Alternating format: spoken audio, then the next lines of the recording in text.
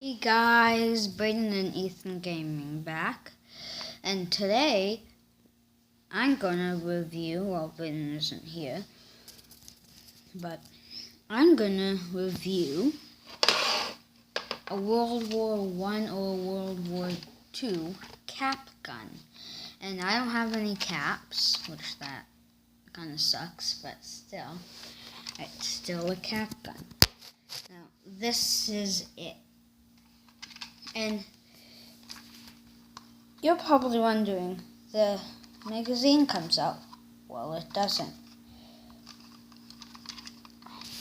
Need to get more in light.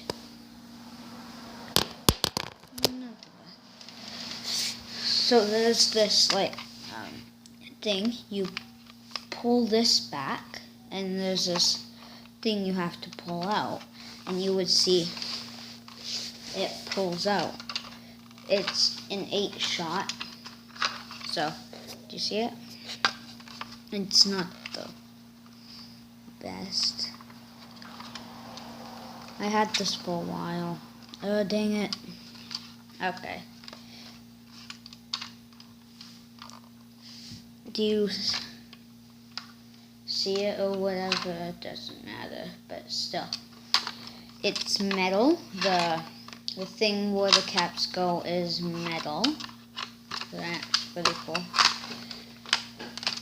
And the way how it shoots like.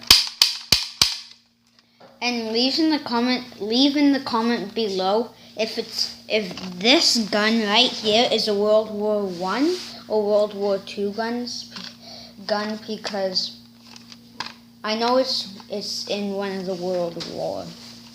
So yeah, and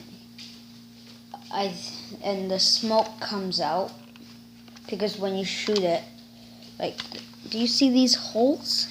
Yeah, I think that's where the smoke comes out, because when you shoot it, the smoke comes out like. Well, of course, this gun is really loud when you shoot the trigger, but it's so much louder when you have the caps in. It does some misfires, like it's not the best cap gun in the whole world. There's not. All cap guns are good, okay? But all cap guns are good. And the long barrel feels kind of metal. It's not metal, but it feels metal. And of course, a plastic orange tip. And I like it. I have 2 of these, but I can't find the other one. My friend gave me another one of these for some reason why. Yeah, it's pretty good. And I'll see ya. Bye. 1 minute.